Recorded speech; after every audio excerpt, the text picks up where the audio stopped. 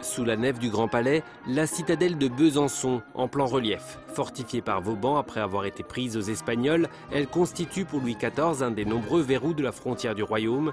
Mais pour Régis Debray, ce n'est pas tout. Aucune frontière n'est naturelle. On se sert, comme ici sur ce plan, on se sert d'une montagne, d'une vallée, d'un fleuve, mais la frontière est une décision politique issue d'un rapport de force. Strasbourg en 1863, une période où l'on défendait ardemment les frontières, un concept aujourd'hui dépassé à l'heure de l'Europe qui a établi son Parlement. Mais l'Union européenne en crise souffre peut-être de l'absence de frontières. On ne se pose qu'en s'opposant. À quoi l'Europe s'oppose-t-elle?